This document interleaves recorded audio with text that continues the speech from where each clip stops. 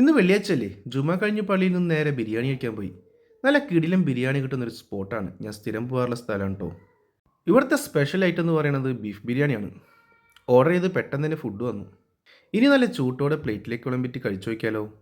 കൂടെ നല്ല സാലഡും പപ്പടവും അച്ചാറും ഉണ്ട്.